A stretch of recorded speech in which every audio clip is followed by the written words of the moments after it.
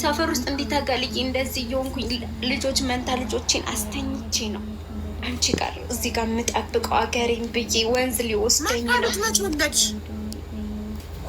እንጂ አያቴ ቤት እንደገባሁ ታሪኩ ላይ ያለፍሽው እኮ ሀያትሽ ቤት መግባትሽ እንጂ መንታ ልጅ መውለድሽን አልነገርሽንም። እሺ አያቴ ጋር ገብቼ እየኖርኩኝ ነው። ልክ እዛ እንደገባሁኝ ነው እርጉዝ የሆንኩት ያረገዝኩት ማለት ነው። ሀያትሽ ቤቱ እንደሰጠችሽ አያቴ ጋር እንደገባሁ ጽንስ ተፈጠረብኝ በሆዴ ማለት ነው። ልጄ 6 ዓመት ሲሞላ አብሮሽ ከምንብሮ ባለሽ ማለት ነው። እሱ ሀያት ሊሸጥ ስለሆነ ውጡ የተባላችሁ የእነሱ ቤት ሊሸጥ ስለሆነ የአያቱ ቤት ውጡ ተባለን ወጣ። ከዛ ምንድን ነው የተፈጠረው? አያቴ ጋር ገባሁ። ልክ እዛ እንደገባሁኝ ጽንስ ሆዴ ውስጥ አደረ ማለት ነው። ያንን ጽንስ ተመረመርኩ። መንታ ናቸው ተባለ። መጀመሪያ እውነት ለመናገር መንታ ሲባል ሀቡ ካለኝ ኑሮ አንጻር መውለድ አልፈለግኩም ነበር ማለት ነው። ለእሱ ራሱ መንታ ልጅ አርግዣለሁ ለማለት ከበደኝ። ምክንያቱም እዚህ ጋር የእኛ ኑሮ ከባድ ነው። ከዛ ለጤና ጣቢያው ሄጅ መንገር አቃተኝ ስለው ይዘሹ ነው ያለችኝ ማለት ነው። ከዛ ይዤው ሄድኩኝ እሱ። ከዛም በኋላ ሚሊያርድ ሚስትክ በጣም እንክብካቤ ያስፈልጋታል፣ እንደዚህ ያስፈልጋታል፣ መንታ ልጆች አርግዛልሃል ስትለው አይ እግዚአብሔር ብር ስጠኝ ስለው ልጅ ከሰጠኝ ምን ችግር አለው እስካልቻልኩ አሳድጋለሁ እቀበላለሁ አለ ማለት ነው እሱ። ያንን እንኳን የነገረችልኝ እሷ ናት። እኔ በቃ ያለው ነገር ስለከበደኝ ማለት ነው። ከዛ እየኖርኩ ሁለቱም ወንዶች ናቸው? ወንድና ሴት ናቸው መንታዎቹ?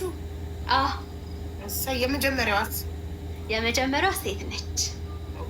እሺ አሁን አዳነች አበቤ ላይ ነው ያቆምነው። ከዛ ልጆቹ አራስ ሆነው ያ ምን ሆኖብኝ ነበር መጀመሪያ ሳልነግርሽ፣ አራስ ሆነው ተኝተው ወንዝ ሲሄድ ሸርሽሮት ነበር ቤቱን ማለት ነው። እንዲህ ስታይ ይታያል። ይሄ ያውቃል፣ ወረዳው ምኑም ያውቃል። ከዛ ተይዞልኛል በወረዳ ደረጃ ጎረቤቶች የሚያውቃሉ። ካሁን ይወስዳቸዋል። ወንዝ ነው የምንባለው ሲጀመርም። በዛ መካከል አዳነች አቤቤን አገኘኋትኝ።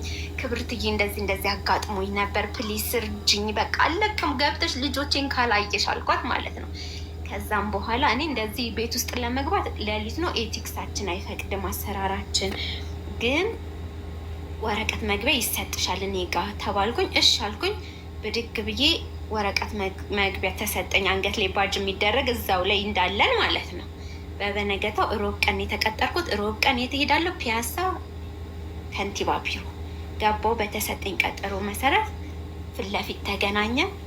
ምንድነው የምትፈልጊው ስትለኝ ነገርኳትኝ። በቃ ቡና እየሸጥኩኝ እዛ ሰፈሪ ላይ ቡና እንደምሸጥ ችፕስ ምናምን እንደምሸጥ ሰዎች ለልደትም ለምንም እያጠሩኝ አረብ ሀገር መጠባበስ ምንም ስለተማርኩኝ ይሄን እንደምሰራ እና አሁን ላይ ባሌ አንድ ቀን ሲሰራ አንድ ቀን ሳይሰራ እንደምኖር እና ልጆች እንዳሉኝ በቃ እኔ የምፈልገው ቤት ነው። ልጆቼ በቃ ስትር ብለው የሚኖሩበት ቤት ብቻ ነው የምፈልገው አልኳት። ማለት ኮንዶሚኒየም ብንሰጥሽ ትከፍያለሽ ተባልኩ ማለት ነው። ሀቡ አዎ አልኩኝ። እንትን ማለት ነው ከፍላለሁ አልኳት። በቃ እኔ የምፈልገው የቤቱን ነገር ነው ማለት ነው።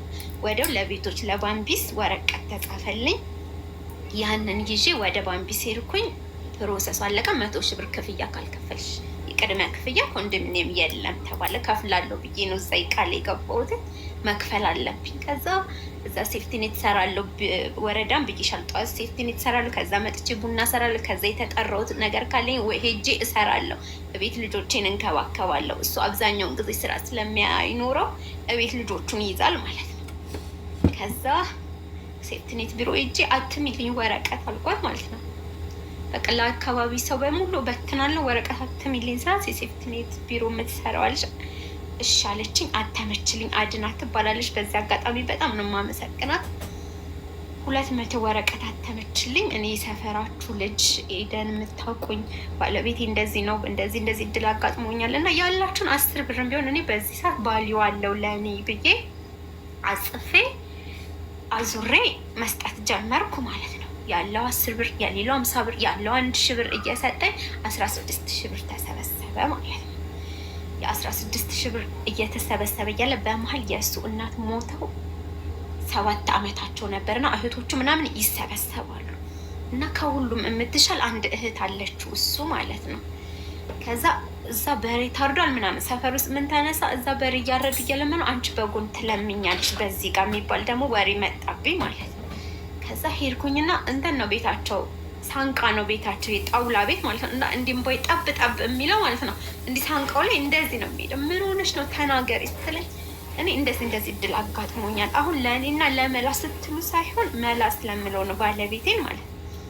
ለእኔና ለእሱ ስትሉ ሳይሆን ካላችሁ ለእነዚህ ልጆች ቤት ስትሉ ሲዘንብ ደውላችሁ ጎርፍ አለፈ ከምትሉ ይሄን እርዱኝ አልኳቸው ማለት ነው። በቃ የቻላችሁትን እርዱኝ ከኔ ከተሻላችሁ ስል እሺ አለች እሷ። አላሳፈረችንም።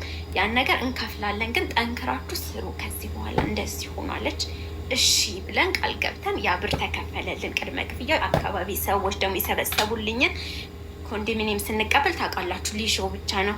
ጅብሰን ገዛው 20 ቀረጢት ጅብሰን፣ ይሄ ቃጫ ምናምን የሚገዛውን ገዛው፣ ቀባባኋት፣ አምፖል ምናምን አደረግኩ።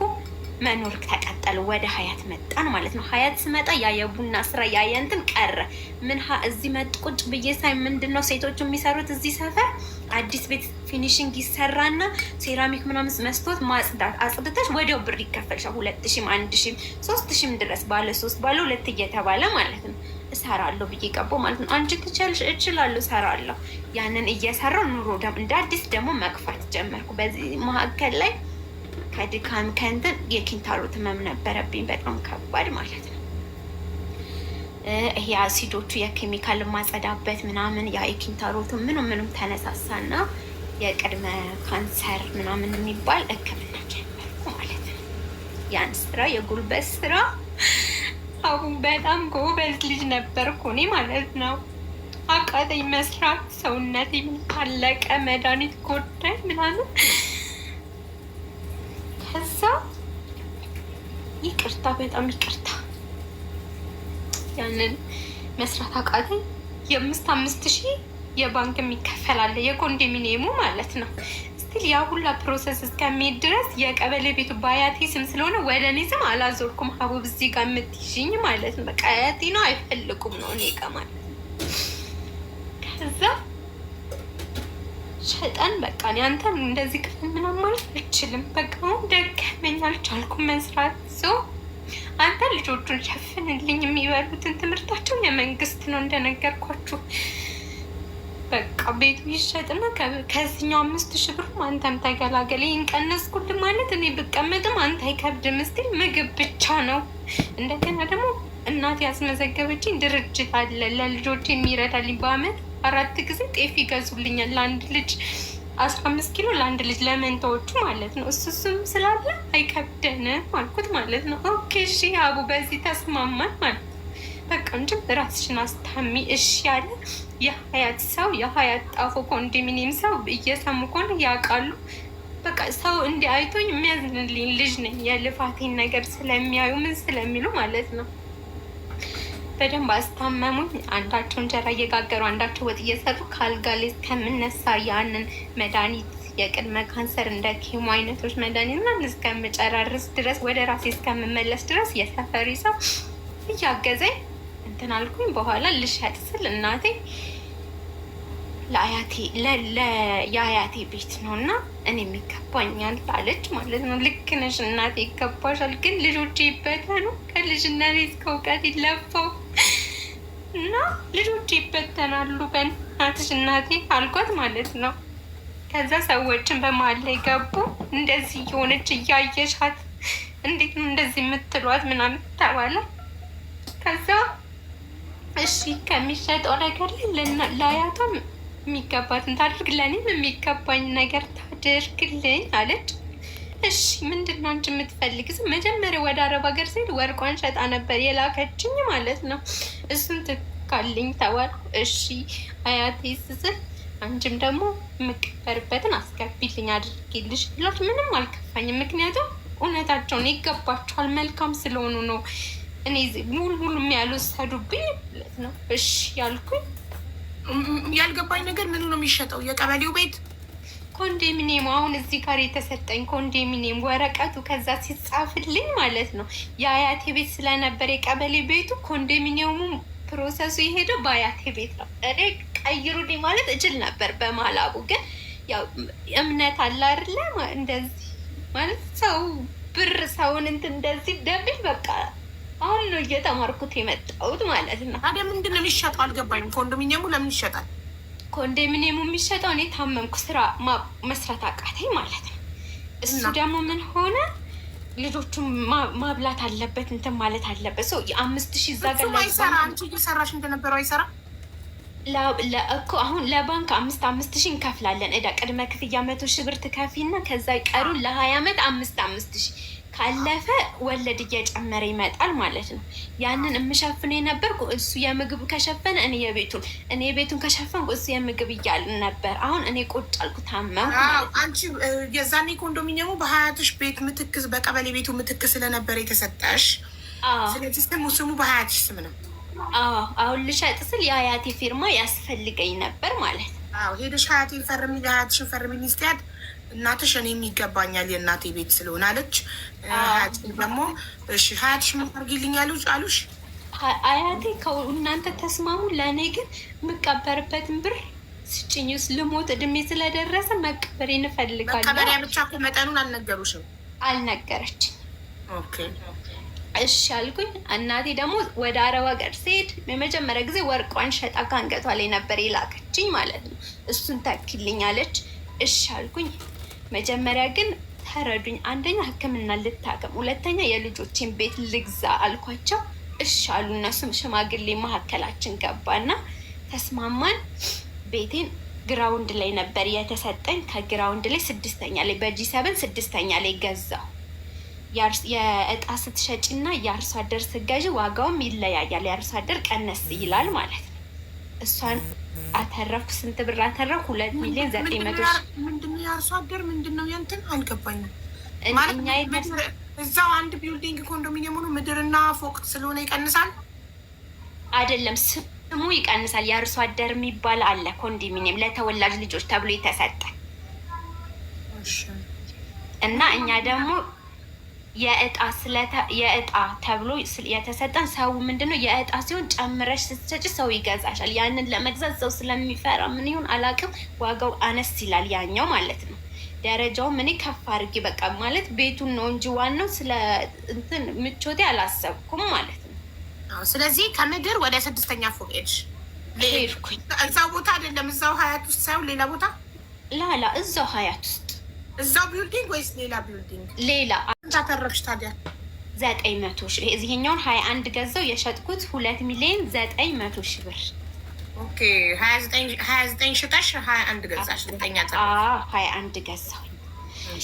ከዛም በኋላ እድሳት ይሄኛው ጅብሰን ይቀባ እንትን ይባል ምናምን ሲባል ለእድሳት ወደ 300 ምናምን ሺህ ብር ቪዲዮ ብከፍት አሳይሻለሁ። ይሄን ቤት ማለት ነው። በዛ ልክ ሰራሁኝ። ከዛም በኋላ እናቴ ታከምኩኝ። እናቴ ደግሞ ወርቄን ብላለች። አሁን ቤቴን ስለገዛው የእድሳትም የምንም ስለከፋፈልኩኝ የልማት ምናምን የሚባሉ ነገሮች አሉ፣ የደላላ የመዋዋያ ምናምን ከፋፈልኩኝ። እጄ ላይ ስንት ቀረኝ? 300,000 ብር ቀረኝ ማለት ነው። ያችን 300,000 ብር ይኸው እናቴ 114,000 ብር ወርቅ ገዛው ለእናቴ። ለአያቴ ደግሞ 50,000 ብር አስገቢያለች። 50,000 ብር አስገባው። በዚህ መሀል እኔ ስለታመምኩኝ ለወረቀትም ለመፈረምም ለምንም እህቴ አብረኝ ትንቀሳቀስ ነበር። ታናሽ እህቴ አሁን አድጋለች። ለእሷ ደግሞ በአካውንቷ እንደዚህ ሰጣውም የሚባል ሳይሆን አቢሲኒያ አካውንት ከፍቼ የቀረችኝ 50,000 ብር ናት። ለአንቺ 25,000 ለእኔ 25,000 ብለን ተካፈልን ማለት ነው ለሁለት። እኔ ቤቱን ይዣለሁ በጥሬ ገንዘብ፣ ግን 25,000 ነው የተረፈኝ ማለት ነው። እሱን ይዤ ወጣ። አሁን እዚህ ላይ ኑሮ ተጀመረ። የዛሬ አመት ነው የሁላ ታሪክ ማለት ነው። አሁን እያኖርን እንትን እያለን ምንድን አሁን መላይ እንደዚህ አድርጌያለሁ። ከቤተሰቦቼም አንተ መርጫለሁ። እኔ ብሞት እንኳን እናንተ እንዳትበተኑ ብዬ ነው እንጂ በእናቴ። ይቅርታ ግን በማን ስም ነው የገዛሽ ኮንዶሚኒየሙ? በራሴ ጎበዝ። እሺ በራሴ እንደዛ ነው ስለው እሺ እሰራለሁ አለ። እሺ ተባለ። ተጀመረ ህይወት። ዛሬ ስራ አለኝ ነገ የለኝም ነው። ስራ አለኝ ላ 1,000 ብር ያመጣል። መላልኩት በዚህ ሁኔታ እንትን አትልም። ራስን አፕዴት አድርግ። መማር ካለብህ ተማር። ሰርተክፌት ማውጣት ካለብህ ሰርተክፌት አውጣ። ሁል ጊዜ ሄዱ ቤላ ተቀምጠ ቤላ ላይ ስራ አታገኝም። ስራ የምታገኘው ድርጅት ያለበት ኮንስትራክሽን ያለበት እንትን ያለበት ቦታ ነው ስራ የሚገኘው። እንደዚህ እየሄድክ እዛ እየተቀመጥክ እየመጣ እኔ ደግሞ በስመ ኮንዶሚኒየም ነዋሪ እንደ ሀብታም ነው ሰው የሚያይሽ ሀው አለ ልብስ ለብሰሽ ትወጫለሽ እንትን ትያለሽ። ይሄን ጭቅጭቅ ውስጥ ገባን ማለት ነው። እንትን ልንል አልቻልንም። ዛሬም ያው ነው፣ ነገም ያው ነው፣ ከነገ ወዲያም ያው ነው። በመሀል ምን ይፈጠራል? እዛ አረቦቹ የምኖርበት ቤት ያልኩሽ ማለት ነው ቲክቶክ መስራት ጀመርኩኝ። ጋላክሲ ስልክ ላይ ዝም ብዬ ቲክቶክ እለቃለሁ። አረቦቹ ዝም ብዬ ፎሎ አደርጋለሁ ምናምን። በዛ መካከል ላይ አረቦቹ የምሰራበት ጋር ተገናኘን ማለት ነው። ያድሮ ሰዎች ቀና አሰር ይባላል ሰውየው። ከእርሱ ጋር ተገናኘን። ከዛ የትንሽ ደግሞ ሞተሻል አለሽ? አይ አለውኝ አለው። አዲስ አበባ ነሽ? አዎ እመጣለሁ። ስመጣ ዘይርሻለሁ። እሺ። ከዛም በኋላ ይሄ ሰውዬ ይመጣል፣ መጥቶ ያየኛል። ማሻአላ አለ ቪዲዮ ምልክልሻለሁ ከፈለግሽ በዋትሳፕ ማለት ነው። ማሻአላ የልጆች ወለድሽ፣ እኔ ሳቅሽ አንድ ነበርሽ፣ አሁን ጥሩ ሆንሽ ምናምን አለ። አዎ ሳይት እንደዚህ ሆኖልኛል፣ አሁን ግን ትንሽ እያመመኝ ነው ምናምን አልኩትኝ። ከዛም በኋላ እሺ ለእንሂድ፣ ወዴት እንሂድ? በቃ ዘና ቤ ፈታ ቤ ባልሽ የሚፈቅድልሽ ከሆነ ይለኛል ማለት ነው አረብ። ኦኬ እሺ። ከዛ በዚህ መሀል ብቻዬን አልሄድኩም። ምክንያቱም እኔ ባለ ትዳር ነኝ፣ የልጆች እናት ነኝ። ባሌን ነገርኩት፣ ሂጂ አብረሹኝ ምግብም ትሰሪልኛለሽ፣ በዛው ላይ ሆቴል ውስጥ አልቀመጥም፣ ገስት ነው የሚይዘው፣ ምግብ ትሰሪልኛለሽ። እሺ እሰራልሃለሁ። ከዛ ጓደኛዬ ጎረቤቴን ይዤ ቪዲዮዎችን ላይ አለ ራሱ የፖሳሰትኩት ማለት ነው።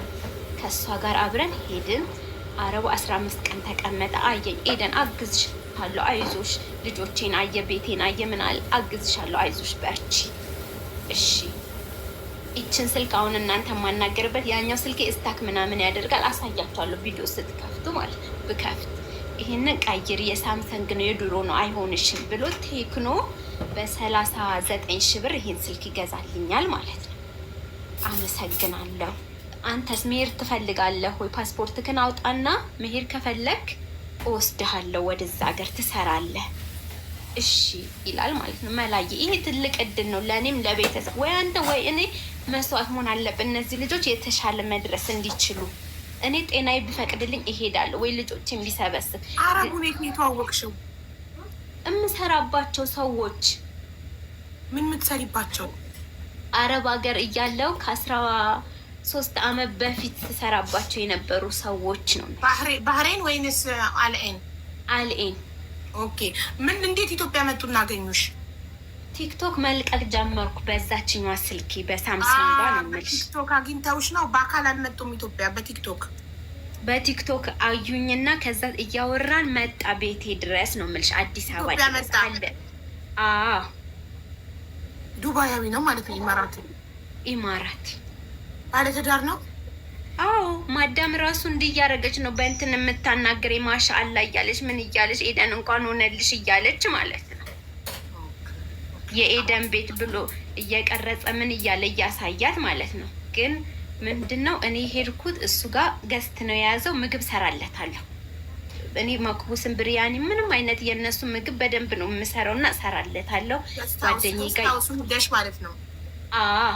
ጓደኛ አለች አብራ ነው የመጣ ወይስ ከሚስቱ ጋር? አይ ብቻውን ነው። ግን ውሽማ ይዟል አላችሁ? አዎ አለች አሉ። እዚህ ሀገር ያሉ አሉ። እዚህ ሀገር ካሉት ጋር ነው። እኔ ግን ምንድነው የእሱ ምግብ ሰራተኛ ነኝ እንትን ነኝ።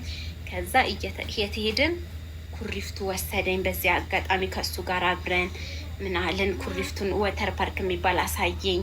ምን አለ። አንድ ሳምንት ተቀመጠ። ኢድ ገባ ሄደ ወደሱ። ረመዳን ገባ ወደ ሀገሩ። በቃ እረዳችኋለሁ፣ ባሌንም አነጋግሩት። ከዛ ከተመለስንም በኋላ በቃ እኔ አግዛችኋለሁ። ሚስት ጥሩ ልጅ ነበረች፣ አሚና ነበር የምንላት እኛ ጋር እያለች። አሁንም ጥሩ መልካም ላይ ነች ያላችሁ። ስለዚህ መሄድ የምትፈልግ ከሆነ እንወስዳችኋለን ምናምን ብለው እናት ነኝ። መንታ ናቸው ወንድና ሴቷ። የመጀመሪያ ልጅ 12 ዓመቷ ነው። ሶ ባሌ ተለያየን እና ሄደ እና ገንዘብ ምናምን አይደለም ፈልገው ስራ እዚህ አዲስ አበባ ላይ ከቻልሽ። አሁን የልጅቷን እያየው ነበር። ስራ የሚቀጥረኝ ሰው ካለ ጥሩ አቋም ላይ ነኝ ያለሁት፣ መስራት እችላለሁ እና እባክሽ አውዬ በዚህ እንድትተባበሩኝ ነበር። የት አካባቢ ነሽ? ሀያት ኮንዶሚኒየም ላይ ነው ምኖረው። እና 3 ልጆች ነው ያሉሽ? አዎ 3 ናቸው። እና ሶስቱን የት አስቀምጠሽ ትሰሪያለሽ? ስራ ብታገኙ ያው ትምህርት ቤት ይውላሉ። ግድ ነው ከሚራቡብኝ። ኮንዶሚኒየም ላይ ደግሞ ታውቃላችሁ ብዙ ነገር መዋጮ አለ፣ መብራት አለ፣ ምን አለ። ሌላ ቤት እየበራ እኔ ቤት ሲጠፋ ምናምን ከባድ ነው። ሀውዬ ብዙ አይነት ታሪክ ነው ያሳለፍኩት እና ብሰራ ግን በደንብ ጎበዝ ልጅ ነኝ። ከ14 ዓመቴ ጀምሮ በአረብ ሀገር ስሰራ የኖርኩ ልጅ ነኝ እና ህይወት እዚህ አድርሳኝ ነው። ግን በቃ ከሰራው እችላለሁ፣ እኖራለሁ። አዎ እዚህ ኮንዶሚኒየም ላይ ገዝቼ ስኖር ከቡና መሸጥ፣ ከሴፍቲኔት፣ ከብዙ ነገር ራሴን ብዙ በቃ እንደ አዲስ አበባ ልጅ እንደ እንትን ልፍት ብዬ ነው እዚህ የደረስኩት እና አሁን ደግሞ በህመም ምክንያት 1 ዓመት ቤት ነበርኩኝ እና በዚህ ደግሞ አልተግባባንም ከባሌ ጋር። አሁን ላይ ሄደ በቃ እሱ ለልጆቼ ለማሳደግ ነው ሀቡዬ የምለምንሽ። ታዲያ አሁን ስራ ከሌለሽ ኮንዶሚኒየም የቤት ኪራይ ኬት አምጥተሽ እየከፈልሽ ነው? ገዝቼ ነው ሀቡዬ። ከልማት ተነሺ ሆነና የልማት ተነሺ ተሰጥቶኝ ከዛም በኋላ 100 ሺህ ብር ከህዝብ ሰብስቤ የቅድመ ክፍያውን ከፈልኩና ያንን ሸጬ የገበሬ የአርሶ አደር የሚባሉ ቤቶች አሉ እሱን 6ኛ ላይ ወጥቼ ገዝቼ እያኖርኩኝ ነው። ያን ቤትም የአያቴ ቤት ነበር፣ ያ የቀበሌው ቤት ቤላ ወረዳ 3 ነው የምኖረው ሀቡ የነበረው። ከዛ ተነስቼ ነው አሁን እዚህ የደረስኩት። ያን የቅድመ ክፍያም ስከፍል በ100 ሺህ ብር ከህዝብ ሰብስቤ ከሰፈሬ ሰዎች ሰብስቤ ነው እና የራሴ ደግሞ ሴፍቲኔት ጀምሮ ከቡና መሸጥ እዚህም ሰፈር ከመጣው ጀምሮ ሴራን ማጠብ፣ የሰው ቤቶችን ማጽዳት ምናምን በደንብ ሁሉን ሰርቼ እዚህ ደርሼ ነበር፣ ተሻሽዬ ነበር እና ደክሞኝ አሞኝ ቤት ስቀር ያው ቤት ተቀመጥኩኝ እስከሚሻለኝ ድረስ። ያው ባሌ ደግሞ አሁን አልቻልኩም ብሎ ነው ጥሎን የሄደው እና ፕሊስ ሀቡዬ በእናትሽ ተባበሪ። ስለዚህ አሁን አንቺ ኮንዶሚኒየሙ የራስሽ ስለሆነ የቤት ኪራይ የለብሽም። አሁን ልጆች የምታስተምረው የመንግስት ነው? የመንግስት ነው። አዎ ቀለባቸው የሚበሉት ምናምን ለመሸፈን ትንሽ ስራ ካገኘሁኝ ጎበዝ ነኝ፣ በደንብ መስራት እችላለሁ። ያንም ማሻሻል እችላለሁ።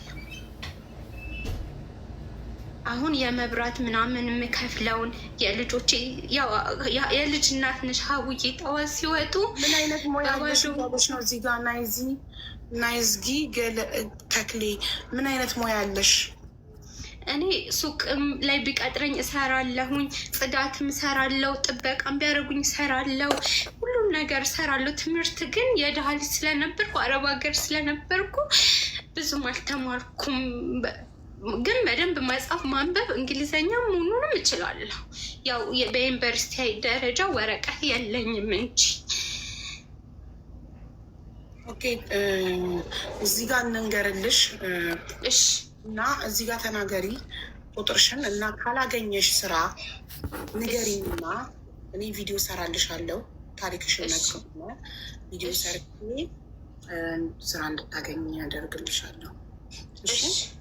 እሺ አሁን ስልክ ቁጥርሽን ተናገሪ። እዚህ እሺ 0910 ማኛ አድርገሽ ልጨርሽው። አውቃ እኮ ነው በሽተኛ አይደለች እሷ፣ አካለ ጎዶላ አይደለች። በምንድን ነው ብር የሚዋጣላት? ስራ ፈልጋ ነው የመጣችው። ህዝቡን ሁሉ ስራ እንፈልጉልኝ የሚለውን ለማኝ ልታደርጊ ነው። አውቃ እኮ ነው ብር እናዋጣላት ትላለች ኮመንት ላይ። ከዛም በኋላ እሺ ቢባል ሩጣ ልታመልጥ። አንቺ ስራ ፈልገሽ ነው የመጣሽው። አዎ ሀቡዬ። ስለዚህ አሁን እዚህ ጋር ችግርሽን ተናግረሻል። 5200 አለ ስልክ ቁጥርሽን ተናግረሻል። ካልተገኘልሽ በዚህ በላይቭ ከዚህ ውስጥ ከ5200 ሰው ውስጥ አንድ ሰው እንኳን ደውሎ የስራ እድሉን ካልሰጠሽ እኔ ቁጥርሽን ይዤዋለሁ፣ ግን ደግመሽ ልታስታውሽኝ ይገባል። እሺ ሀቡዬ። እሺ ይዤዋለሁ። ካልተገኘልሽ ታስታውሽኝና እኔ ቪዲዮ ሰርቼ ስራ እንድታገኝ ያደርግሻለሁ። እዛ ደግሞ ሰው እንዲያገኝሽ እና በአካል ቤትሽ መጥቶ ታሪክሽነቱን እንዲያ ያደርጋል። ግን እሷ አትችልም ማለት አቡ ታሪኬ ብዙ ነው ማለት ጤነኛ አይደለችም። ኦር በእድሜዋ በጣም ገፍቷል። ምንድን ነው ችግሩ? ማችልበት? አይ ጤነኛ ናት። አያት ያለች በጣም ትልቅ ሰው የምትረጋ። ወይ ስልክሽን አስቀምጠሽ ሄደሻል? ስምረት ያለችው አሜሪካ ነው፣ ግን እዚህ ነገር ላይ ስለምትሰራ ምናልባት በኦንላይን በስልክ ተደዋውሎ ለማውራት ልታግዝሽ ፈቃደኛ ከሆነች እኔ ቁጥርሽን አሁን እልክላታለሁ ዋትሳፕ ላይ ስመራ ልታዘዝም። ኦኬ የማደርገውን እኔ ማቆ ለምን በአደ ኢንድ የሆነ ነገር ሆነ ውሸት ሆኖ ሲገኝ ሀቢባ አስበላችን ነው የምትሉት፣ እኔን ነው የምትወቅሱት። ስለዚህ የሚያዘኝ ይሄ ነው። እሺ መካ የት ሄደች ልጅቷ? የአሁኗ ልጅ ቆይ ሲሞላ ከዛ ሚታርገች ቁጥሮች ስላት የት ሄደች?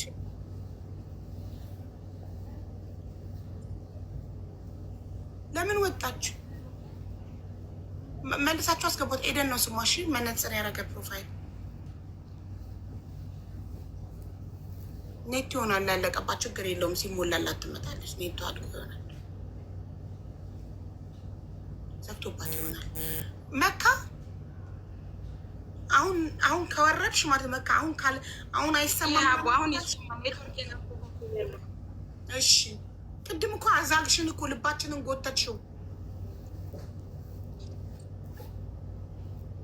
ይቅርታ ወላሂ በጣም ይቅርታ። እኔ በጣም ያልተመቸ ቦታ ስላለው ነው እና ስላስገባሽኝ በጣም ደስ ብሎኛል። አላህ በሰላም ይገላግልሽ አቡዬ። በጣም አመሰግናለሁ ስላስገባሽኝ። እና ስለ ሊቢያ ማውራት ፈልጌ ነው። እችላለሁ? ስለ ሊቢያ አይቻልም።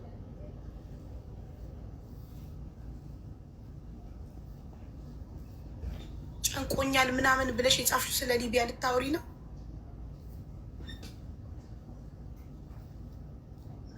አሁን ያለሁት ሊቢያ ነው። ሀቡ ጨንቆኝ ስለሆነ ነው እንደዚህ ያልኩሽ። መሄጃ ጠፍቶኝ ነው። ምንም ላደርግልሽ አልችልም ማሬ። ተናግሬያለሁ 3 ዓመት ሙሉ ቲክቶክ ላይ ሊቢያ በህገወጥ መንገድ አትሂዱ፣ በህገወጥ የሰዎች ዝውውር ታስጠይቁናላችሁ፣ እኛ ሊቢያ ላለ ሰው ገንዘብ ማሰባሰብ አንችልም ብዬ 100 ታይም ተናግሬያለሁ። 100 ታይም 100 ጊዜ ተናግሬያለሁ። መዳም ቤት የተጨነቅሽ መስሎኝ ነው ያስገባሽ። ቻው ቻው።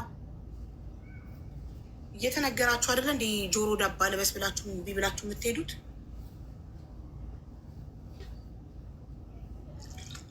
አንዴ ከሄድን በኋላ አይጨክኑብንም ብላችሁ ነው አይደል?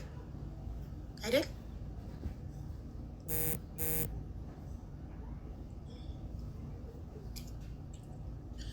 እሺ ሰኒ ኤደንን አስገቧት። እሺ ውዶቼ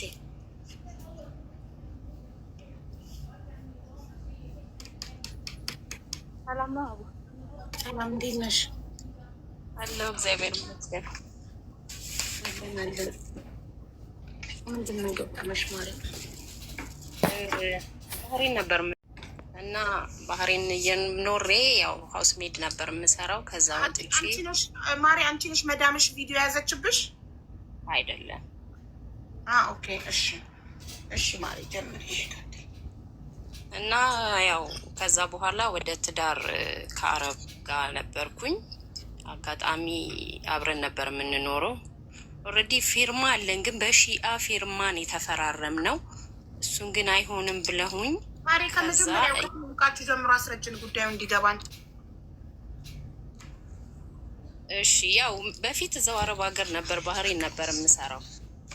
ባህሬን ራናዊ ነበር። ከወጣው በኋላ ቪዛ የተበላሸ እንጂ የወጣሁት በፍቃደኝነት ከእነሱ ጋር የወጣሁት በፍቃድ ነው። ቪዛይን አስተካክለውልኝ 4 ዓመት ሰርቼ ከዛ በኋላ ነው ባህሬን የወጣሁት፣ ፍሪ ቪዛ ማለት ነው። ሰዎቹ ለቀውሽ 4 ዓመት ኮንትራት ቤት ፍቃደኛ ሆነው ለቀቁኝ። ከዛ ቪዛውን ሰራሁበት። ሰውየው በመሀል ነው እሱ ቪዛውን ካንስል ያደረገብኝ። እኔ አላወቅኩም ነበረ። በዛው መኖር ጀመርኩኝ። ለምን ካንስል አደረገች? በሰላም ከሆነ ወጣሽው ከቤታቸው ለምን ካንስል አደረገች? ከቤታቸውማ በሰላም ወጥቼ ቪዛ አስተካክለው እነሱን ፍቃደኛ ቪዛ እንዳለኝ ስላወቁ ኦልሬዲ ለቀቁኝ፣ አስተላለፉኝ። ያው የሀውስ ሜድ ቪዛ ነው እዛም ያለው። አሁን ገባኝ። አንቺ ወደ ሰው ቀይረሽ ነው ወጣሽ፣ ወደ ሌላ ስፖንሰር፣ ወደ ሌላ ከፊል። ትክክል። እሺ። እዛ እሱ በመሀል ቪዛውን አበላሸው። አዲሱ ከፊል? አዎ፣ አዲሱ ከፊል ተነሰለሽ?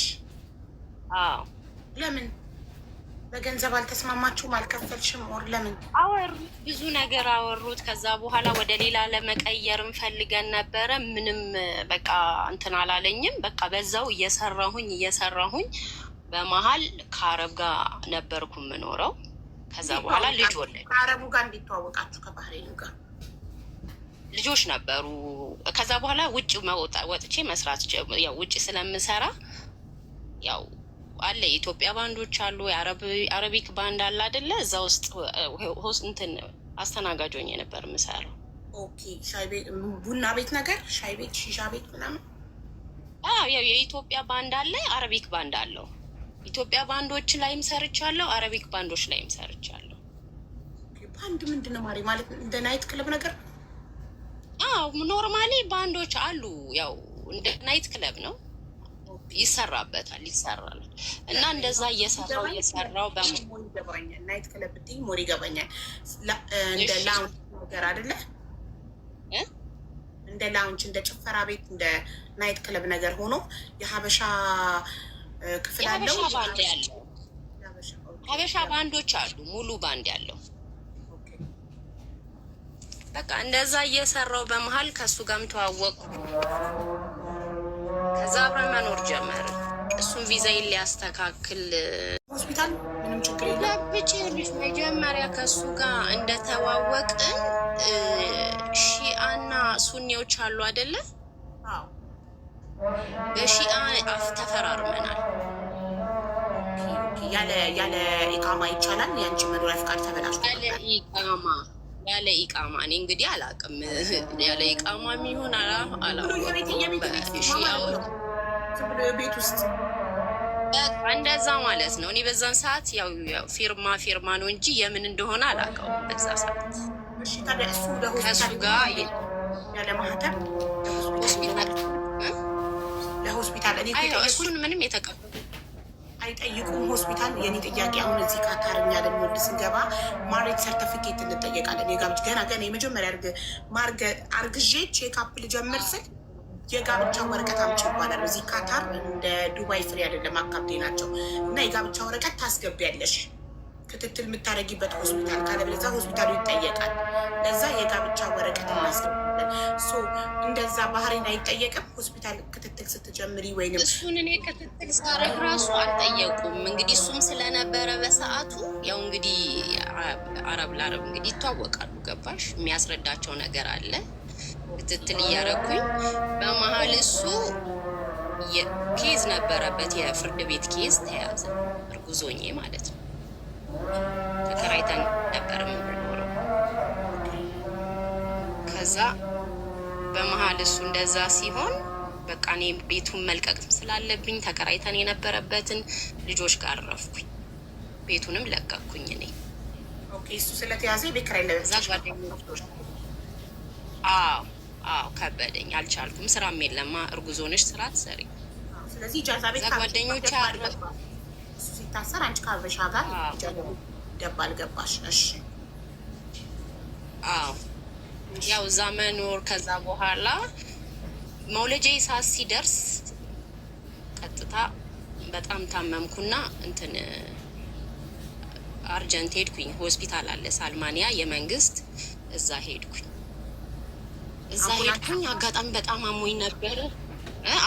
ጠራሁኝ። ወዲያው መጡልኝ። ታመሜ ነበር። አጋጣሚ ያው ወዲያው ገባሁኝ። ያው እስከምወልድ ድረስ እዛው ቆየሁኝ። ከዚያ የሚጠየቀውን ጠየቁ፣ ግን ምንም ያሉት ነገር የለም። ያው ኦልሬዲም ወረቀትም ስለነበረ የክትትል በዛ ወለድኩ። 3 ቀን ቆይቼ ከሆስፒታል ተመልሼ ጓደኛዬ ጋር የመንግስት ሆስፒታል አምቡላንስ ጠርተሽ ሄደሽ፣ ኧረ ባህሬን ነፃነቱ ደስ ይላል። ወልደሽ ያለ ጋብቻ በጣም የገረሙ። በዛ ሰዓት ደግሞ የጓደኛዬ ባል ደግሞ ባህሬኒ ነው። እዛ እሷ ጋር ነበርኩኝ። በቃ ያው ወለድኩ። ምንም ያሉት ነገር የለም። ኦልሬዲ ቪዛ ወረቀት የእሷ ጓደኛዬ ጋር ፋይሎቹ ምናምን ስለነበረ እሱን አሳየቻቸው። ወለድኩኝ። እሱ እስር ቤት ነው ተባለ። ወልጄ ወጣሁኝ በሰላም ማለት ነው። 3 ቀን ቆየ ሆስፒታል፣ ወጣሁ። እሺ ከዛ ኢጃዛ እግዚአብሔር ሲረዳ ከዛ ከወለድኩ በኋላ እሱም አልተፈታ። በጣም ልክ የሆነ ሰዓት ላይ ሀገር ቢሆን ያልሽ ካታር ቢሆን ያለ ጋብቻ ወረቀት አንዲት ሴት ከወለደች በሰላም ያዋልዱሻል። ምንም ችግር የለውም። 5 አትከፊም። ግን ስጨርሺ ወደ ቤት ፖሊስ ይጠሩና ወደ እስር ቤት ገብተሽ ልጁ የሀበሻ ልጅ ከሆነ ተመርምሮ ልጅሽን ይዘሽ ወደ ሀገርሽ መንግስት ትገኝሽ። እንደዚህ አይነት ነገር እኮ ባህሬንም አለ እኮ እንደዚህ። ግን የኔን ወረቀት እንደዚሁ የተቸገረ ቪዛ አሉ አይደል እየሰሩ ብር ብቻ የሚቀበሉ በቃ ብዙ ኬዝ ውስጥ ገብቷል እሱ። ኦልሬዲ አልቻልኩም፣ ሊያስተካክልልኝም አልቻለም። በቃ እኔ ከሱ ጋር መኖሩን በጣም ከበደኝ። ምንም የማረገው ነገር ግራ ገባኝ። በጣም አማራጭ መኖሩ ከበደሽ? ምንም የሚያስተካክለውም ነገር የለም። በዛ ላይ ቪዛ እንትን ነው ይፈለጋል። ድጋሚ በሱ ኬዝ ደግሞ ይፈልጉት ነበረ። ኦኬ፣ በዋስ ነበር የወጣው እሱ በዋስ ነበር የወጣው። ኦኬ። ከዛ በኋላ ይሄ በቼክ ምናምን ደግሞ ይፈለግ ነበር እንደገና። ሰውዬው አጭበርባሪ ነው በእኛ ወንበዴ ነው። በቃ እንደዛ በይው። መች አወቅኩኝ እኔ ሁሉ ጉድ። ለካ ከእኛም ልጆች ያው የቪዛ ምናምን ይቀበልና ብር እሰራላችኋለሁ እያለ አይሰራላቸውም ቪዛቸው። እኔም ከሱ ጋር እንዲህ ስል ስቀጥል ምንም ልቀጥል አልቻልኩም። በጣም ከበደኝ በቃ። ከዛ አማራጭ ምንድነው? በቃ አንድና አንድ ማንም የሚረዳኝ ስለሌለ ልጄን ይዤ ወደ ኢትዮጵያ መምጣት። አልብላ አልጠጣ በቃ። ታውቂያለሽ ደግሞ ሰው ሀገር ላይ ልጅሽን ነጥቀው ነው የሚያባሩሽ። ትክክለኛ ውሳኔ ነው። ልጅሽን ሀገር ይዘሽ ለመግባት መወሰንሽ ትክክለኛ ውሳኔ ነው። በቃ እኔ ምንም አታድርጉልኝ፣ በቃ የሚረዳኝ ሰው ካለ ከዚህ ሀገር እኔ ልጄን ይዤ መውጣት ነው ያለብኝ ያልኩኝ። አለ ሰውየው የልጅ አባት አለ፣ አብረን የሁሉ ኬዝ ግን ሳስጨርስ እሱ አያውቅ። ኢትዮጵያኖች አዋተውልሽ ምናምን ነው ያው ስለማትሰሪ የትኬት ምናምን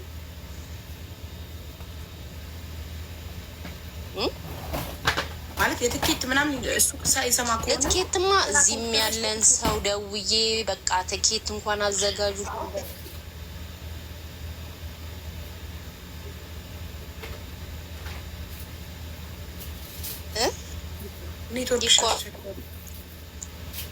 ትሰሚያለሽ። ቀጥይ እሺ። ትሰሚያለሽ ማሬ ሰኒ ትሰሚያለሽ። እሺማ እና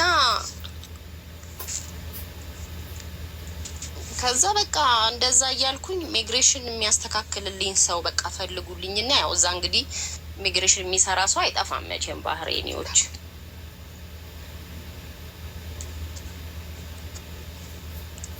ጨረስኩኝ ወረቀቴን በቃ እሱም እዛው እያለ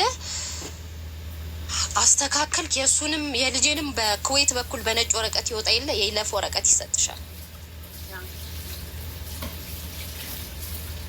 እኔም በቃ ያው የኔም ኦልሬዲ ካንስል ነው። ቪዛውም በኢሚግሬሽን በኩል ያው በሚያውቁት ሰዎች እዛ ባህሬኒው ኢሚግሬሽን የሚሰራ ሰው አለ። በእነሱ አጨራርሼ ልጄን ይዤ እሱ ባለበት እኔ በቃ አክስቴ ልጅ ጋር ሊሄድ ነው ቤተክርስቲያን ሊሄድ ነው ብዬ እሱ ባለበት በተቀመጠበት ከቤት ተነስቼ ወጣ። በማግስቱ ፍላይት ነበረኝ። የት እንዳለው አያውቅም። መውጣትም አይችልም። እሱ ሊያናግረኝም አይችልም። ለምን ይፈለጋል? ከዛ የት ነው ያለው ባለቤቴ ሲሉኝ እኔ ስለሚፈልግ የት እንዳለ አላውቅም። ከወለድኩ በኋላ ምንም ያደረገልኝ ነገር የለም። በር ሰርተፍኬት ብቻ ተሰርቶለታል። ሻር ሚላድ አለው ልጄ። እሱን አሰራልኝ። ከዛ በኋላ የት እንዳለ አላውቅም። ስለሚፈልጉት እነሱም ይፈለጋል ሰውየው። ስለዚህ እኔ ከዚህ ሀገር መውጣት አለብኝ። በቃ ተጠራሁኝ፣ ተጠየቅኩ። ኢሚግሬሽን መውጣት አለብኝ አልኳቸው። እዛ ውስጥ የሚጨርስ ሰው ነበረ፣ ጨራረሰልኝ። ልጄን ይዤ መውጣት ብቻ ነው የምፈልገው። የሚረዳኝ የለም፣ የሚያግዘኝ የለም። ስለዚህ ልጄን የት አድርጌ ነው ብዬ በዚህ አጋጣሚ ልጄን ይዤ ወደ ኢትዮጵያ መጣ። ስመጣ በብሎክ ነው የወጣሽው ማለት ተመልሰሽ? እሱን አሁን ከመጣሁ በኋላ ነው ያወቅኩት። እና ብዙ ሰዎችን ሳጠያይቅ ለመሄድም ፈልጌ እዛ ሄጄ ልጄን የሆነ ነገር አድርጌ ቤተሰቦቹ የሚረዳኝ ሰው ካለ ልጄ እንኳን እዛ እንዲሄድልኝ ፈልጌ ማንም ያው አንቺ ካልሄድሽ እንግዲህ ግን ባይታርገት ኤደንን ኢንቫይት አድርጊያት ያልኳት ቤቴ። እሺ ስለዚህ አሁን ልጅሽ ስንት አመቱ ነው? 11 አመቱ። በ3 አመቱ ነው ይዤ የወጣሁት። እዚህ ኢትዮጵያ ውስጥ አሁን ልጅሽ 8 አመት ኖሯል ማለት ነው? አዎ በጣም ጥር ያለው ኤምባሲ እዚያ ወደ ኢትዮጵያ ከገባሽ በኋላ ቦታ የለም? 2 4 6 እንዴ 8 ሰው እኮ ነው የሚይዘው። 6 ሰው እኮ ነው ያለው። እንዴት ቦታ የለም?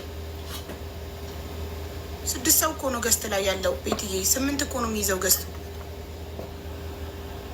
እና ኢንቫይት አድርጊያት ወይ ኢንቫይት ስታደርጊያት ኢንቪቴሽኑ ካልመጣላት ኤደን ካልመጣልሽ ወጥተሽ ፌስቡክ ወይም ዩቱብ ደርሰሽ ነይ። ስታክ አድርጎ ነው የሚሆነው።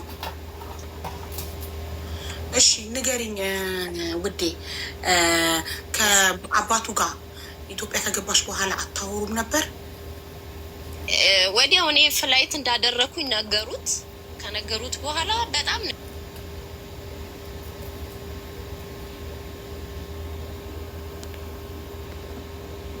እኔ ራሱ ግን አማራጭ ስለሌለኝ ምንም ማድረግ አልችልም። ግን አሁን ልጄ በቃ እኔ ራሱ ግን አማራጭ ስለሌለኝ ምንም ማድረግ አልችልም። ግን አሁን ልጄ በቃ እኔ ራሱ ግን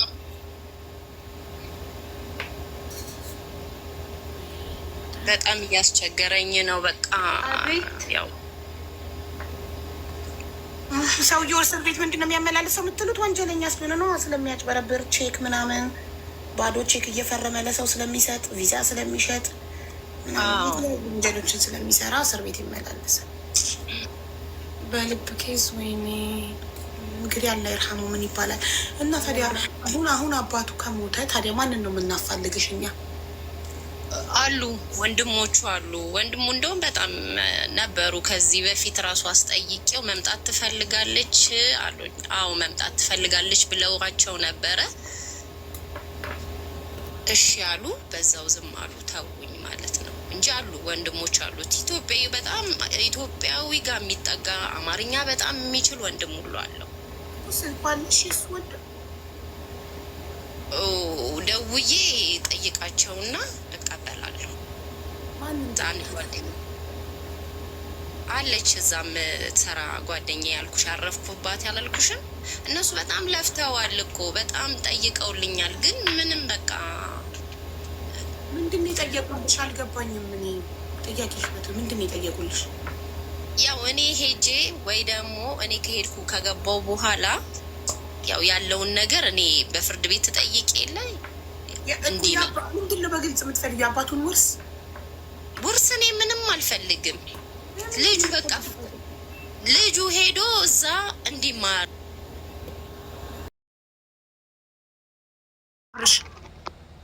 ቆይስ ሊያው 85,000 እንደዛ አካባቢ ነው። 85,000 ያዡ ችግር የለም። አሁን ጀምሪለት። 85,000 ያዡ አሁን ከአሁኑ ጀምሪለት። እሺ 85,000 ይዤዋለሁ። 85,700 ነው። ስለዚህ 200 ሰው ፎሎ ስላደረገ 85,500 ብዬ ይዤዋለሁ። እሺ አይ እሺ፣ ያው ስክሪንሾት አድርጌያለሁ።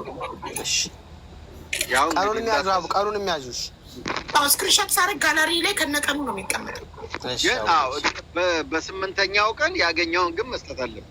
አብሽር እዚህ ሀገር ነው ያለው፣ ተማመንበታለሁ። እኔ ኃላፊነቱን ወስዳለሁ። ውዶቼ ፎሎ አድርጉት አብርሽን። በፎሎ 1 ብር በፎሎ ልክ ባደረጋችሁት ፎሎ ልክ አሁን ስክሪንሾት አድርጋለሁ። እሷም እኮ ያንን ታድርጎ እሷም የሱን ስክሪንሾት አድርጋ ቪዲዮ ትስራ። አዎ ዊሷ ሳይኖር ልክ አይደለም። ጸበል ትገባለች። እኔ እሰራላታለሁ ካልሆነ። ኦኬ አርጊላት። አዎ ልክ አይደለም። ቪዲዮን ብታየው አሁን ሌላ ስልክ ካለቅ በሌላ ስልክ የሰራሁትን ቪዲዮ ስታለቅስ ማየት ዛኛው ላይ ፎሎ አይደለም ፕሬስ። አዎ ሀቢባ ብለህ ሰርች ብታረግ ሀቡ ብለህ ሰርች ብታረግ ታዲያ አይ አሁን እኔ እዚህ ላይ ብላ ስላለው በዛኛው ያወራል። እሺ በጣም ያሳዝናል።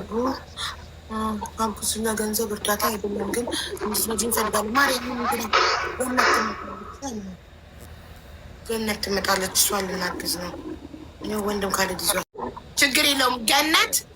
ገነት ይሰማሻል ውዴ? በመጀመሪያ እንኳን ደስ አለሽ በሰላም ሀገር ቤት ስለገባሽ። አሚን። አቡ እንኳን አብሮ ደስ አለን። ነው የሚባለው። መዳምሽን በጣም ደስ ብሏታል። ሰላም ስለገባሽ ነግሬያታለሁ በሰላም መግባትሽን እና የኔ ውድ አሁን መኩፍ ወንድማችን መኩ ቻሌንጅ ይሰጥሻል፣ የፎሎ ቻሌንጅ እና ስንት ቀን ይስጥሽ? በአንድ ፎሎ 1 ብር ያስብልሻል።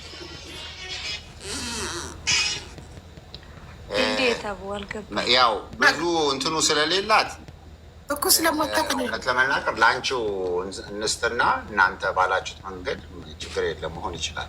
እሺ አብርሃም አረብ ሀገር ስለሚኖር ልብስ ነጋዴ ስለሆነ እሱ 8 ቀን የሰጠሽ በአንድ ፎሎ 1 ብር።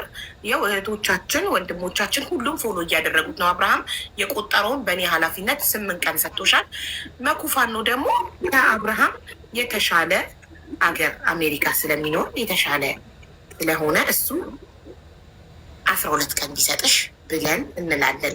እንደውም ኮመንታተሮች 15 ማያም እያሉ ነው፣ ግን እኔ ሺ ይዞ የለመኩን። እሺ መኩ ምን ትላለህ? እናመሰግናለን ስለተስማማ። 12 ቀን ይሆንላት። ቪዲዮ ሰራለሁኝ 15 ቢሆን ያው ኮመንታተሮች 15 እያሉ ነው። አይከፋም? በቃ እሺ ጋይስ፣ በ15 ቀን ውስጥ ከ96,000 ስክሪንሻት አድርግ ያለው የመኩፋኖን ከ96,000 የት እንደምታደርሱት እናያለን። ፎሎውን በአንድ ፎሎ 1 ብር ለገኒ 15 ቀኑ ሲያልቅ የሱ ፎሎ 200,000 የሚድረስ 300,000 የሚድረስ የደረሰውን ያህል ገንዘብ ይሰጣታል። ኦኬ አብርሃም በካታርም እንደዚሁ እሱ 8 ቀን ነው የሰጣት። በ8 ቀን ውስጥ ፎሎውን ያደረሳችሁትን አይቶ እኔ ስክሪንሻት አድርግ ያለው የሁለቱንም ከነቀኑ ስክሪንሻት አድርግ ያለው የመኩፋኑ 15 ቀን የአብርሃም በካታር 8 ቀን ስንት እንደሚሆንላት እናያለን። ጋይስ የእናንተ ፎሎ በገንዘብ መርዳት የማትችሉ ሰዎች በፎሎ እሷን ማገዝ ትችላላችሁ። እሺ ጎበዞች ሁላችሁም መኩፋኑን እና አብርሃምን ፎሎ በማድረግ ለገኒ ገቢ ያስገቡ።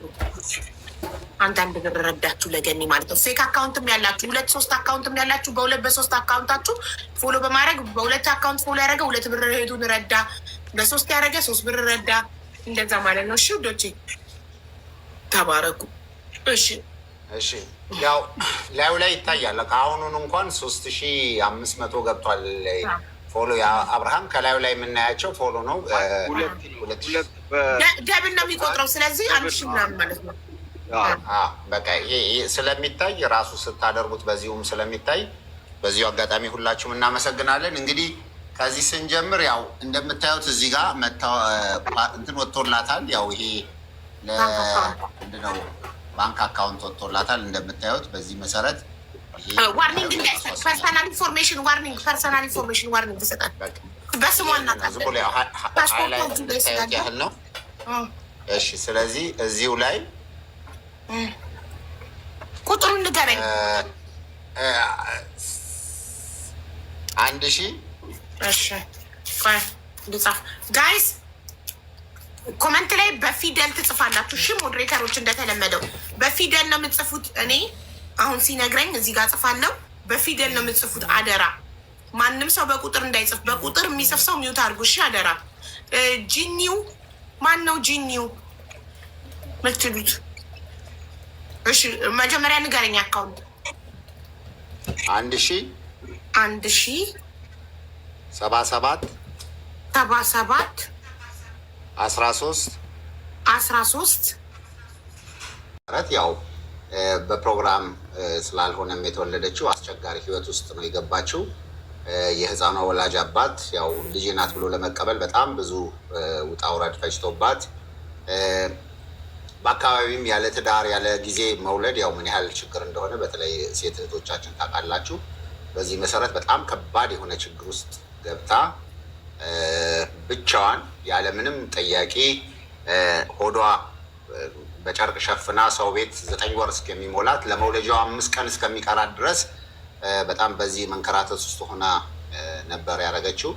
ከወለደች በኋላ የሚቀበላት ሰው ስላልነበረ የመጨረሻዋ አማራጭ ወደ ቤተሰቦቿ መደወል ነበር። በዚህም ለረጅም ዓመት ያልተገናኘቻት ያላወራቻት አክስቷን ደውላ ስትነግራት ያው እናት ገበና መቼም ጥላ አጥልም። ስለዚህ ወደ ወላጅ እናቷ ሄደች። ስለዚህ ወላጅ እናቷ እና ቤተሰቦቿ ያሉት ወደ ፊቼ ነው።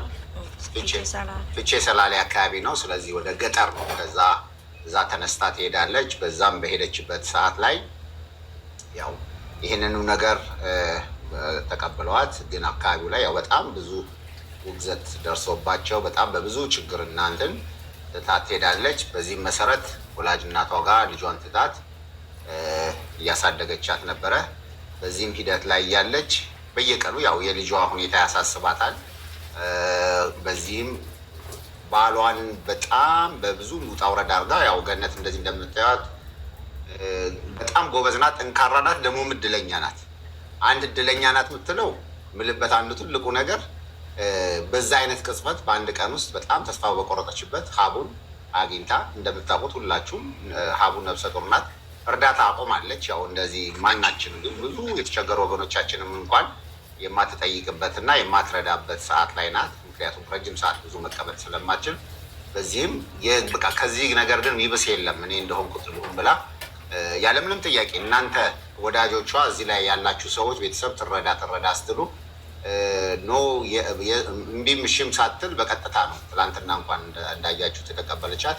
ይሄ አንድ ትልቅ ያደርጋል። ከዛ ደግሞ በቃ መተሽ ልጅሽን አስተካኪ፣ ልጄን የሚረከበኝ ሰው የሚል ነበር። ያም የሆነበት ምክንያት የዛሬ 40 ቀን ወላጅ እናቷ እንግዲህ ሌላ የፋሚሊ ሰርግ ነበር። እዛ ቦታ ላይ በነበረ ሂደት ይህንኑ ነገር በልጇ ምክንያት ያለውን ነገር እያነሱ ሲናገሯት ተስፋ በመቁረጥ ራሷን ልታጠፋ ትችላለች። በዛ ምክንያት በጣም ከባድ ነገር ውስጥ ሆና ይህንን የእናቷን ለቅሶ ለማየት ትመጣለች። ለቅሶዋን እናቷ ጋር ከመጣች በኋላ ልጇን በቃ በጣም ግራ ስለገባት የትታ እንደምትሄድ በፍርድ ቤት እንግዲህ ባሏን ተቆራጭ እንዲያደርጋት አስደርጋ ምን ብላ ሰዎች በአጋጣሚ ያገኘቻቸው ሰዎች ጋር ልጇን አስቀምጣ ትሄዳለች። ከሄደች በኋላ በየቀኑ እንግዲህ የልጇ ሁኔታ ያሳስባታል። ጥያቄዎች ይመጣል። ይሄን ግዢ፣ ይሄ ነው ውሰጂ። ምናልባትም ረጅም ዓመት አረብ ሀገር የተቀመጠችበት ገንዘቧን ያው በልጇ ነው የጨረሰችው ማለት ትችላለች። ግን ይሄን ግን በቃ ልጅቷን እንደምናየው በጣም በልዩ እንክብካቤ አንድ ኢትዮጵያዊ ሕፃን ልጅ በሚያድግበት ሌብል የዓመት ወጪዋን ሌሎች ነገሯን ችላ ነው ያኖረቻት እና ይህም በማድረጓ አትቆጭም። ግን የልጇ ሁኔታ ስለሚያሳስባት በትላንትናው ዕለት ሀቡን እንደው ልጅን የሚረከብልኝ በቃ ስጡኝ፣ ስለኔ አያሳስበኝም። ትላንት የነበራት ይሄን አይነት ንግግሯ አሁን ፊቷ መድገም አንፈልግም። በጣም የሚያስፈራ አይነት ነገር ነው የነበረው። ሀቡ አስቸኳይ እርምጃ ወስዳ እኔን ጥሪ አድርጋ ካሊድ አንተ ጋር የእኛ ፋውንዴሽን ውስጥ ከ700 በላይ የሚረዱ ወገኖች ስላሉ በተመሳሳይ እንደሷ አይነት ያሉ ችግር ያለባቸው ወገኖች አብረው ስላሉ እዚህ ብትመጣ እንደ ቤተሰብ እኛው ራሳችን ጋር ልትጠጋ ትችላለች ብለን ቃል ገባንላት።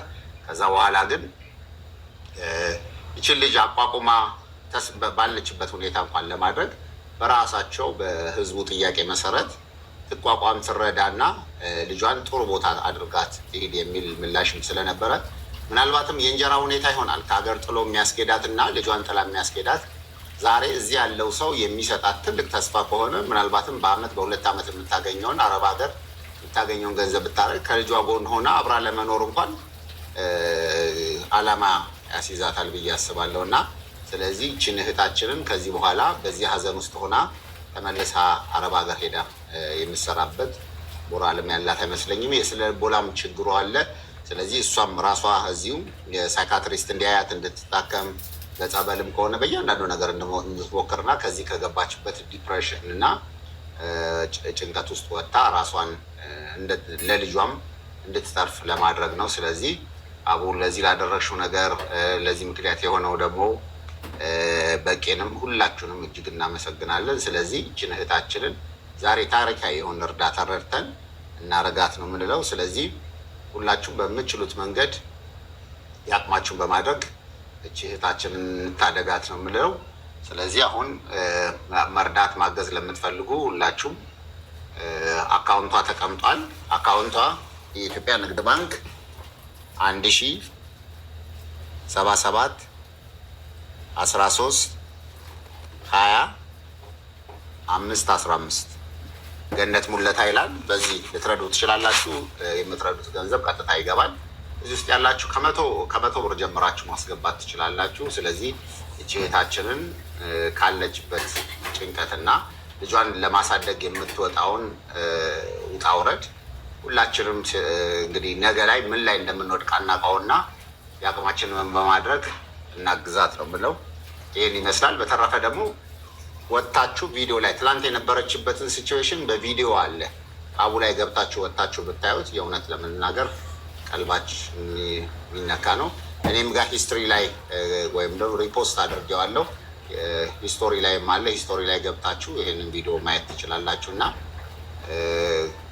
እሷን ራሱ አሁን በዚህ ሞራል እዚህ ቦታ ላይ አስቀምጦ ራሱ መጠየቅ ምን ያህል ከባድ እንደሆነ እናውቃለን። ግን ሁላችሁም እንደማታሳፍሩን እርግጠኛ ነን። ያቅማችሁ